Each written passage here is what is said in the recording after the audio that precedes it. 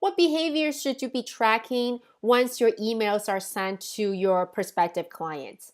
Hey everybody, this is Melinda Chen from Women Making Big Sales. If you want to know, how to better track your emails and look for clues so that you can know how to follow up with your prospective clients and how to get more information to close your sales, stay tuned. This is what I'm going to be talking about. And for those people who do not know Women Making Big Sales, we're here to share all the tips about selling to big companies. And we're going to share with you the strategies that you can use for entrepreneurs, for small entrepreneurs selling to big companies. So today I'm going to be talking about emails and email campaigns.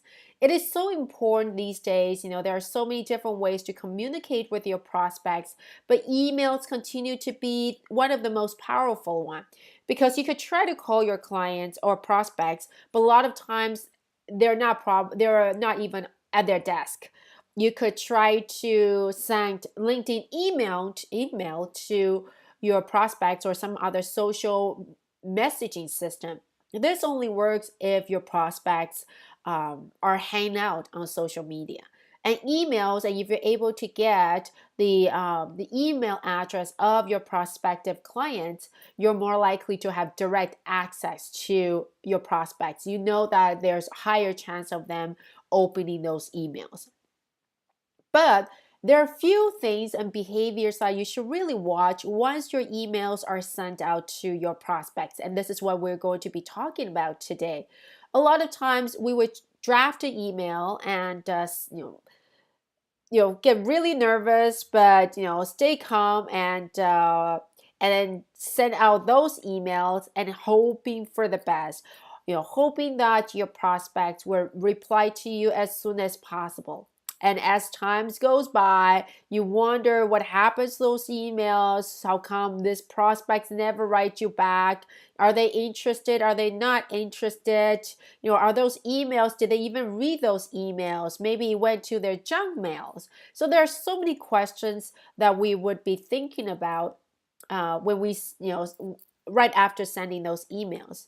But, there are a lot of ways that you could track whether the emails have been sent to the clients and different ways that you should really watch out once the emails are sent out. Once the emails are sent out, that doesn't mean that your prospects have full control over what they decide to do with those communications.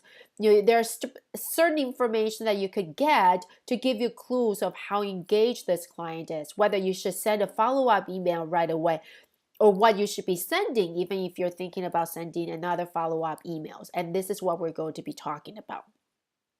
The first behavior you should really watch once you send out the email is to know whether your prospects have opened those emails. So we call it the open rate.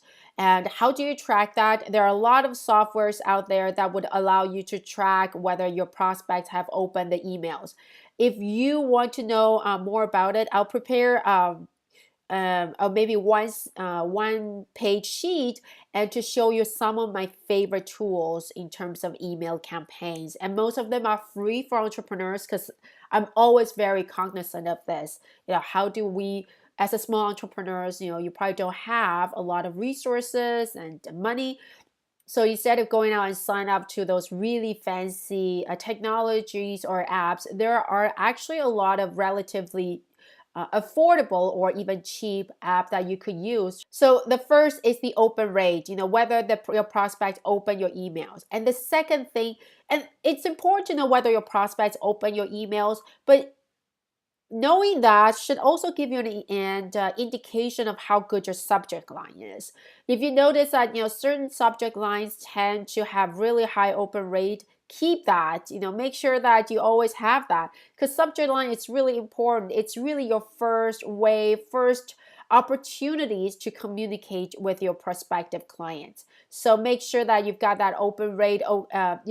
Make sure that you can prepare a good subject line that would increase the open rate as much as possible.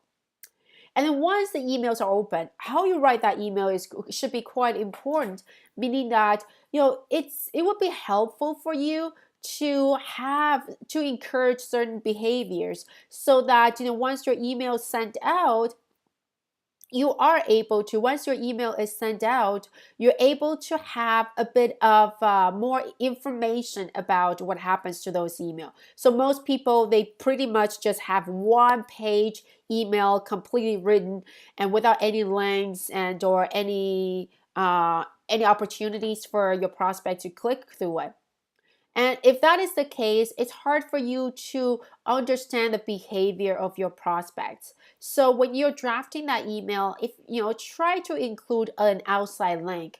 Try to think if you're going to send him a proposition or if you're simply sending an email with certain ideas of how you could help this prospect, bring them to a link, or if you have an idea, some ideas for your prospects, put it into a separate file, put it into a separate PDF file and link it to that PDF file. The reason why we're doing that is that the moment the prospects click through that PDF file, you'll be able to track that. And if you track that, you'll be able to know whether your prospect is interested in knowing more about. So give your prospect opportunity to say, hey, I would like to know more. So that would give you an indication of how engaged and how interested this prospect is. And it also gives you an idea if this prospect's not doing anything, there's no point of keep talking about the same thing over and over again. You might, want to talk about something else.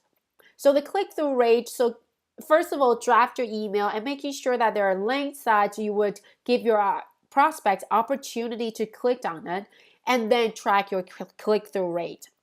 And I'll also include some tools that I use to help you track that, and different ones and how they might differ from each other.